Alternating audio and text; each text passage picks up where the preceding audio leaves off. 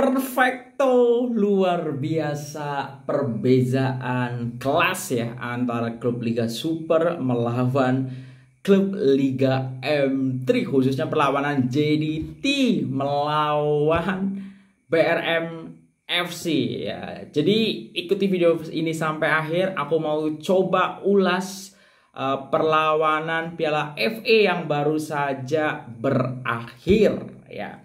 Assalamualaikum warahmatullahi wabarakatuh. Selamat malam semuanya. Ini aku tag sudah cukup malam, udah beberapa menit. Perlawanan Piala FA antara JDT melawan BRM FC ini sudah selesai. Nah, biasanya nih memang kalau di luar negara macam Inggris kadang ada macam giant killing ya. Maksudnya klub-klub yang besar itu dikalahkan dengan klub-klub papan bawah, dan itu boleh berlaku di Piala FA, tapi tampaknya tidak untuk Piala FA di Malaysia ya, karena dari beberapa laga yang sudah berlaku itu tidak terlihat ya tim-tim yang secara kasta di atas semuanya meraih kemenangan, termasuk kemarin skor yang sangat mencolok Selangor yang memenangkan 6-0, tetapi akhirnya rekod itu untuk Piala FA tahun 2022 dikalahkan oleh dua tim yang malam ini berlaga, dua tim dari Liga Super, yaitu JDT dan juga Sarawak United. Nah, Sarawak United ini menang dengan 7-0 melawan Ultimate FC.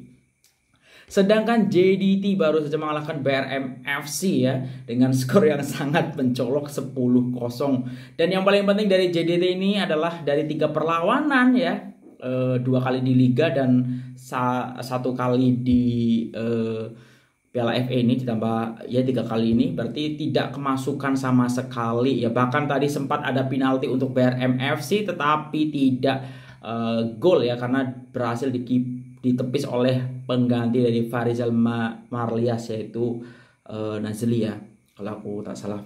Oke, kita coba ulas ya untuk perlawanan malam ini. Sebenarnya ada beberapa yang menurut aku perlu diberi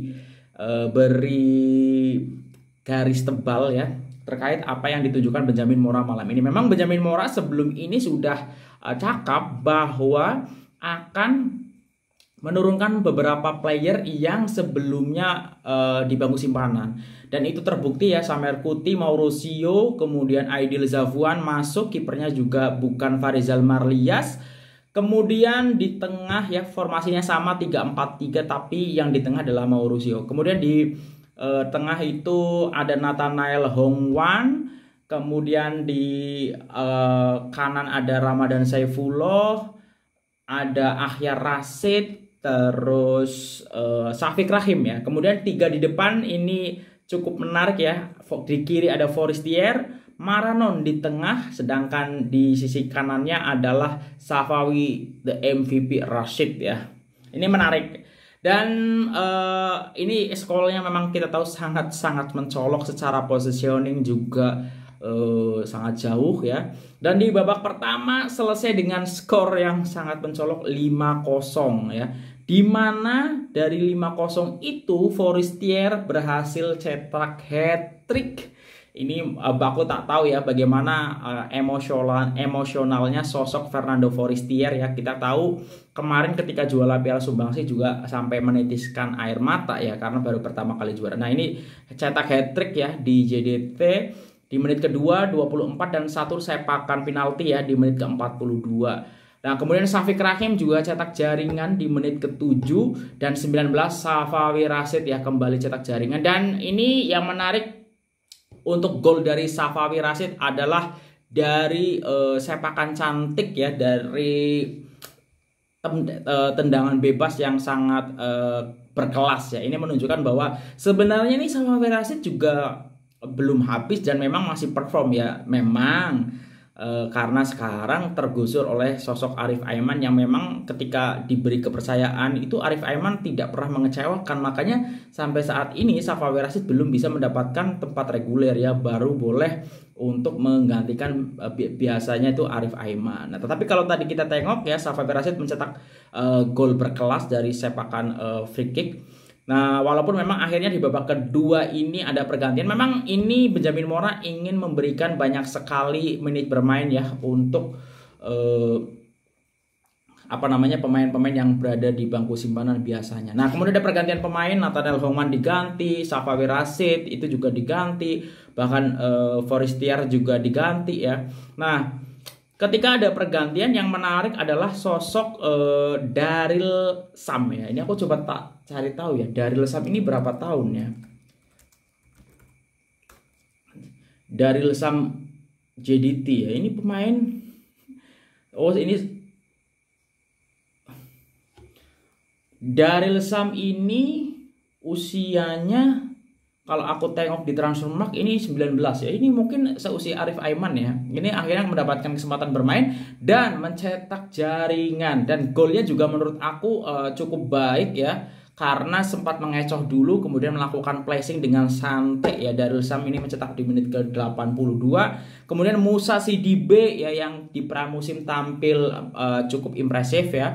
Ini juga mencetak jaringan melalui sepakan penalti selepas Sumareh dilanggar. Kemudian Sumareh juga akhirnya mencetak jaringan juga di menit ke-89 ya. Jadi tuntas, dan setelah 9-0 aku kira juga selesai, bahkan aku kira BRM FC ini akan cetak satu jaringan dan akan membuat JDT gagal clean sheet ya. Tetapi kita tahu kiper dari pengganti dari Faisal Martinez ini berhasil ya Nazli ya, berhasil menepis sepakan penalti dari pemain BRM FC ya. Kita tahu BRM juga ada yang kartu merah hanya jadi berkurang ya.